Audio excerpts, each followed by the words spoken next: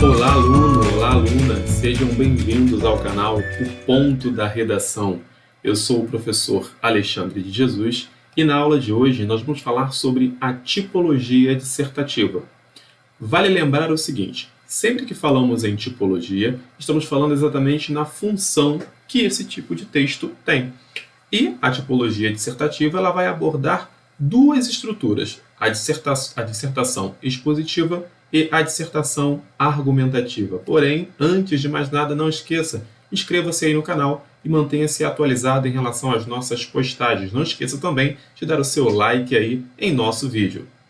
Quais são os nossos objetivos na aula de hoje? O primeiro objetivo é identificar a essência da dissertação, ou seja, qual é a base, como nasce uma dissertação. Depois, diferenciar a exposição da argumentação, ou seja, eu tenho a dissertação expositiva e tenho a dissertação argumentativa. Como eu faço para diferenciar exposição de argumentação? Quais são os elementos que diferenciam essas duas estruturas? Exatamente o que nós vamos ver na aula de hoje. Bom, vamos compreender o que é a dissertação. A dissertação é um tipo de texto redigido em prosa, e aí quando eu falo que um texto é redigido em prosa, eu faço uma oposição àquela construção feita em verso, portanto poema, beleza?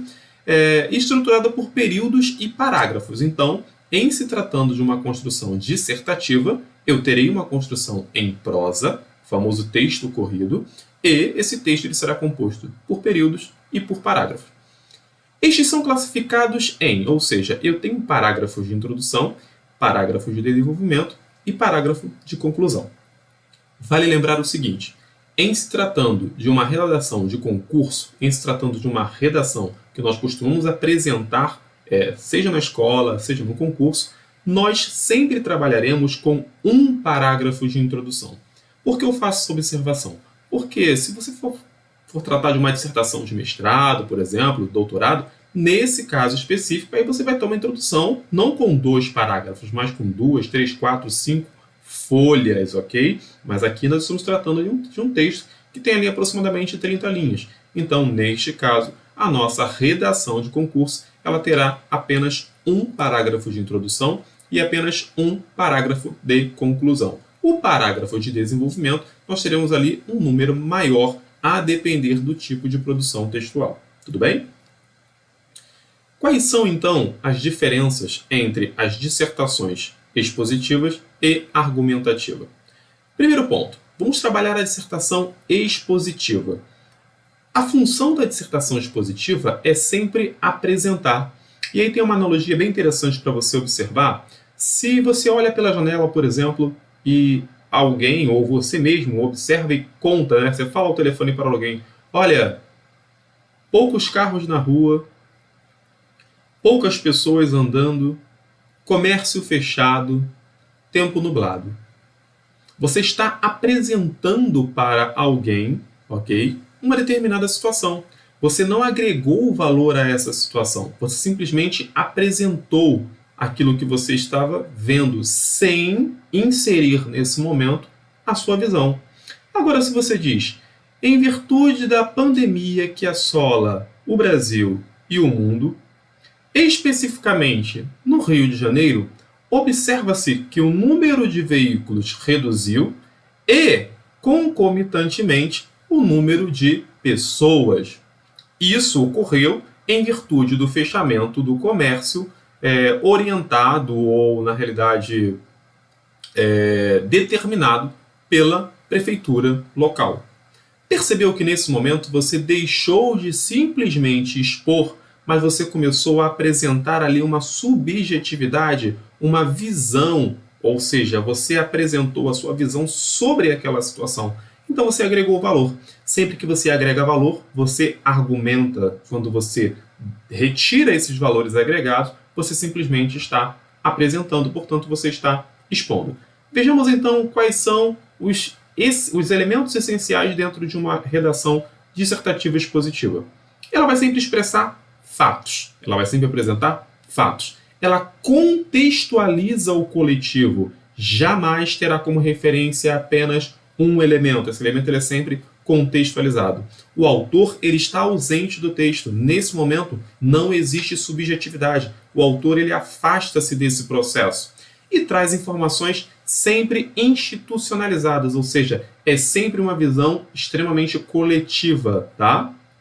O espaço é o espaço externo, geralmente dentro de uma construção expositiva. E o que seria esse espaço externo? Ele trabalha com elementos complementares, ele trabalha com elementos coletivos. A ideia da coletividade está sempre presente, tá? E eu gosto de trabalhar com a expressão coletividade para contrapor a ideia de individualidade. Na dissertação argumentativa se faz presente a individualidade, que é o que nós chamamos de subjetividade. Na dissertação expositiva não há espaço para isso, tendo em vista que você é 100%, tá, apagado dentro desse tipo de construção. A sua função é simplesmente apresentar. É como se você pegasse um elemento e apresentasse ao outro. Você não quer discutir, você não quer convencer ninguém. Você quer simplesmente apresentar uma informação ou uma teoria. E contextualiza a formalidade. Isso também acontece dentro da dissertação argumentativa, mas na dissertação expositiva isso se torna muito mais forte. Já na dissertação argumentativa, a gente vai perceber o seguinte, a gente vai perceber uma oposição em relação à exposição. O autor, por exemplo, ele expressa a sua opinião sobre os fatos. Na dissertação expositiva, você expressa os fatos, você apresenta os fatos. Agora, na argumentativa, vai ser a visão do autor sobre aqueles fatos. Ou seja, ele começa a articular aquilo que foi apresentado. Há uma contextualização, ou seja, ele contextualiza a individualidade. O autor começa a manipular esses fatos que lhe forem entregues.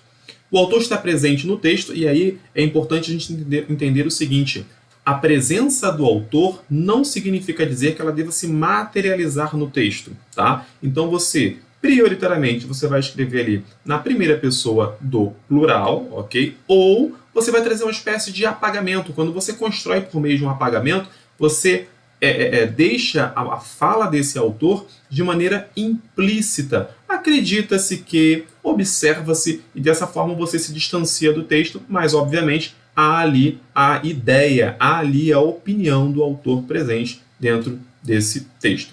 O espaço em contraposição à dissertação expositiva, ele é um espaço interno. Por que esse espaço é interno? Porque é a visão do autor em relação àquele assunto. É possível que nós tenhamos ali informações conflitantes, visões distintas? Sim, por isso que nós temos aqui uma tese e esse autor ele busca defender essa tese junto à banca de seu concurso. Contextualiza a informalidade e são informações não institucionalizadas, ou seja, essas informações elas não necessariamente refletem a ideia, a informação de instituições, mas uma visão particular, portanto, a visão do autor. Bom, vamos ver agora os demais elementos.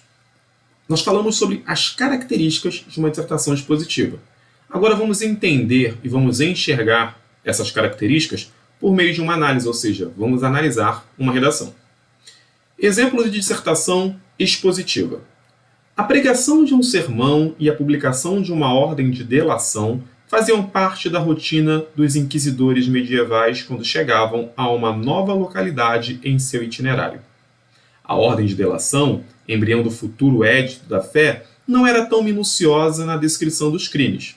Em uma sociedade onde predominava a comunicação oral, os inquisidores consideravam fundamental o papel do sermão. Perceba que aqui nós estamos na introdução e não há a visão do autor em relação a essa situação. Ele simplesmente apresenta, ele não articula a informação. É apenas mais tarde que se inverte essa relação de dominação do édito pelo sermão. Tendência torna irreversível com a fundação da Inquisição Espanhola. Com efeito, o édito não era apenas lido depois do sermão. Ele era afixado à porta da igreja. Como suporte de comunicação, ele se torna cada vez mais importante, pois assegurava uma definição clara dos delitos sob a alçada da Inquisição. Não é surpreendente que em uma sociedade onde as elites urbanas são progressivamente alfabetizadas, a publicação do édito se torne o ato central da fundação dos novos tribunais e das visitas de distrito. Um ato que adquire uma tal autonomia que é utilizado todos os anos para reafirmar os contornos da jurisdição inquisitorial.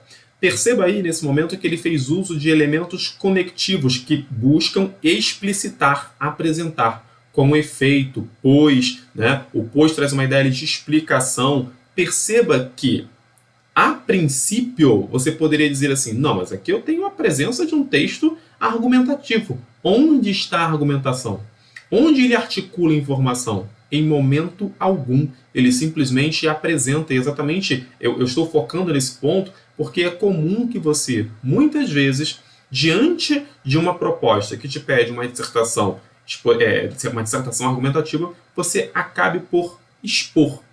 Não se pretende, em redação de concurso, buscar do autor uma exposição, mas sim uma argumentação, uma defesa, uma articulação de fatos. Pensar em articulação é você ajustar o elemento para atender às suas necessidades. Não se esqueça disso. Pense, por exemplo, na sua articulação.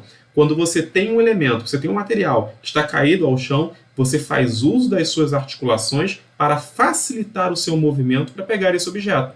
Então, se você articula, você não atende às suas necessidades, então a articulação está presente dentro da dissertação argumentativa e não da dissertação expositiva. Mas a publicação do édito, embora breve e subordinada nos séculos XIII e XIV, era acompanhada pela proclamação de um tempo de graça de que podiam se beneficiar todos os culpados dos delitos de heresia que se apresentassem espontaneamente para confessar suas faltas aos inquisidores. A publicação do tempo de graça, que se estendia geralmente até um mês, adquiriu uma tal rotina que é frequentemente incluída no protocolo final do édito. Nesse caso, o édito passa a ser designado por Édito da Graça.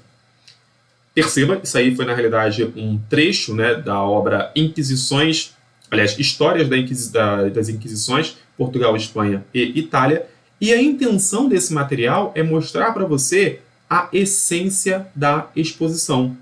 Nós fazemos uso de conectivos porque os conectivos eles não necessariamente estão ligados à argumentação. Os conectivos, a função primária dos conectivos é estabelecer conexão, coesão e depois a coerência. Então são os nossos mecanismos de coesão textual, são os nossos mecanismos de estruturação textual. Mas lá na dissertação argumentativa, nós vamos também fazer uso desses mecanismos não só para conectar o texto, mas eles vão funcionar também como os modalizadores. São aqueles que, de certa forma, propiciam e facilitam também a argumentação. Depende exatamente de qual elemento você coloca e como você conecta ele ao seu texto. Em todos os parágrafos que nós acabamos de ver, nós percebemos aqui ideias expositivas, desde o início até o fim. Observe esse último parágrafo, que é o parágrafo aqui conclusivo, e aí vale lembrar que essa obra ela foi simplesmente retirada, foi trecho da obra que foi retirado, porque nós temos aqui, logo no final, um parágrafo, e esse parágrafo ele apresenta apenas um período, ok? E não se constrói parágrafo com período único. Você sabe disso. Construir parágrafo com período único é um grande problema que você vai arrumar para a sua vida, porque você será despontuado pela banca de seu concurso. Então, parágrafo com período único, nunca, em hipótese alguma. Vejamos agora, então, uma dissertação argumentativa. Nós analisamos uma dissertação expositiva, percebemos ali a presença de apresentação de elementos, exposição de elementos, ausência de articulação. Vejamos agora a característica dentro de uma dissertação argumentativa. O que constrói o elo social? O que faz existirem nossos vínculos?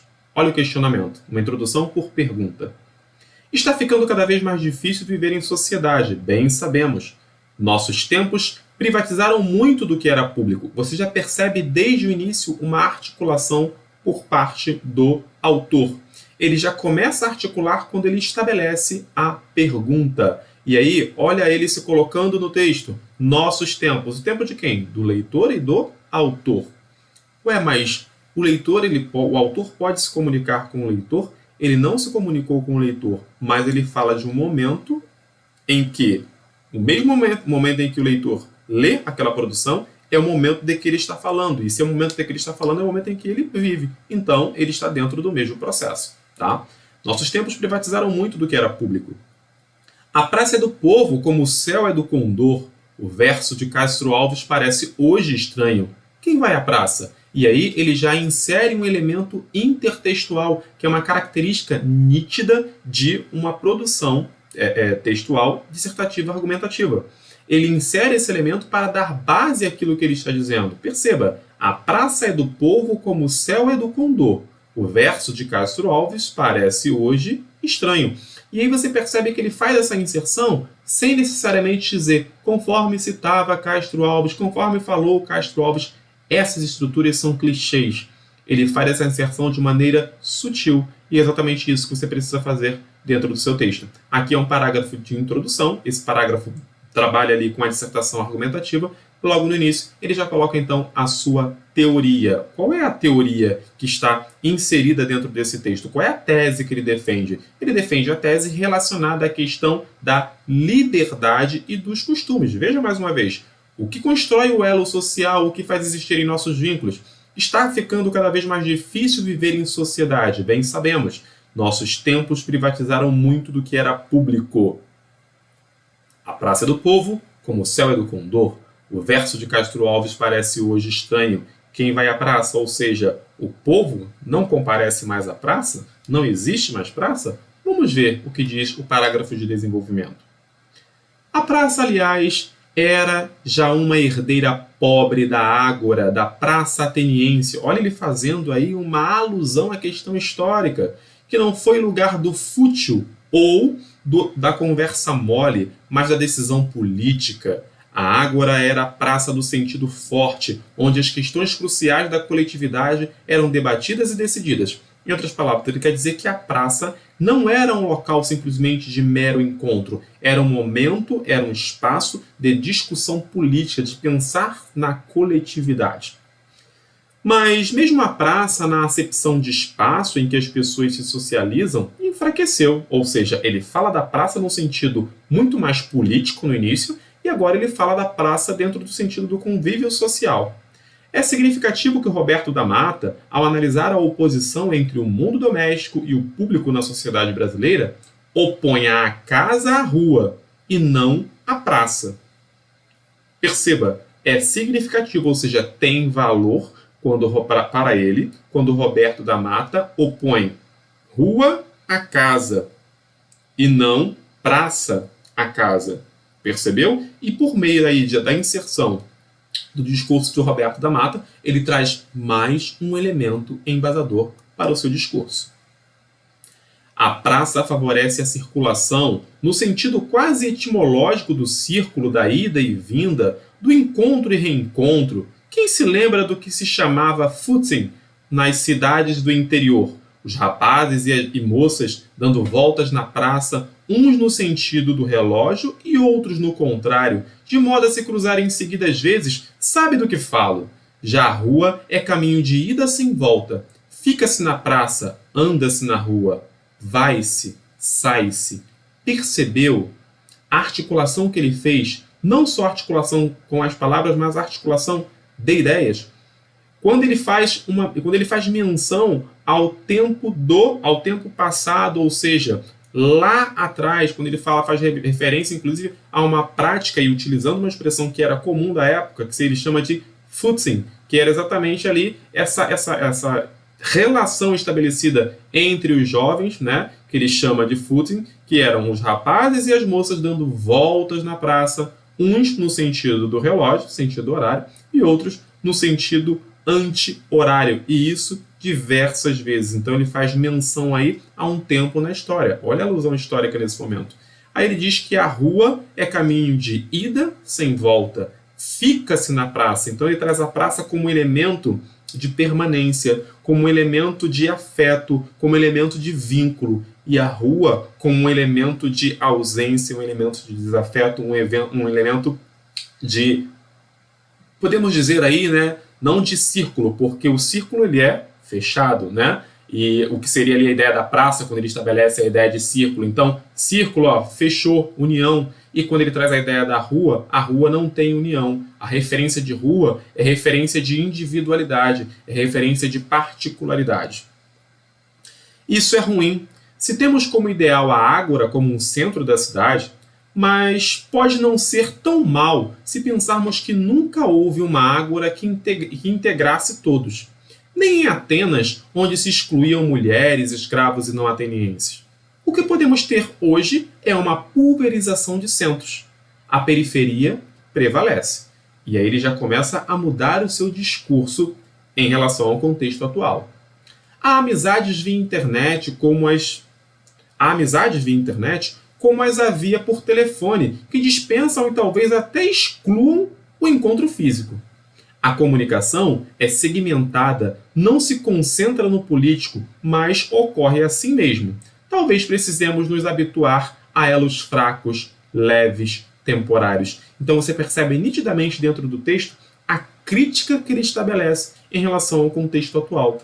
Ele diz que, olha, em outras palavras, é como se ele dissesse: olha, o tempo passou, não há como voltar atrás, não há como retroagir, a gente tem que se acostumar com a realidade que a gente vive, essa realidade em que os elos são fracos, são leves e são temporários, trazendo aí a ideia da efemeridade do tempo, das questões passageiras, que nós podemos ver, inclusive, dentro da própria internet. Os laços são extremamente subjetivos, quando você estabelece uma conexão com os laços afetivos que se tinha anteriormente, trazendo ali a ideia do passado, trazendo ali a ideia da praça como ponto de encontro, a praça como um momento de discussão política. Ele diz que na praça a cidade era decidida, na praça a vida pública era decidida. Inclusive ele faz ali uma comparação, ele faz ali uma analogia, ele faz uma alusão com a ágora de Atenas. Então a gente percebe dentro desse texto articulações. Vejam o final. Não quer dizer que sejam maus. Maus o quê? Os tempos atuais. Continuam existindo elos fortes, os da intimidade, do amor, da grande amizade, mas os elos que se abrem para o social mudaram de natureza. São mais fracos, porém mais numerosos do que antes. Precisamos nos acostumar à riqueza do efêmero, ou seja, precisamos nos acostumar à riqueza daquilo que é passageiro. Em outras palavras, ou você se adequa a esse novo contexto, em que as coisas passam muito rapidamente, ou você vai ficar no passado. Porque, segundo o autor, Renato Giannini, na visão dele, os elos mais fortes que permanecem são os elos da intimidade, do amor e da grande amizade. Agora, os elos sociais, na visão dele, esses elos, eles não permanecem com o mesmo valor. Eles não têm aí a mesma resistência. Bom, agora veja se você é capaz de identificar a essência da dissertação, o que é dissertar, e diferenciar exposição de argumentação.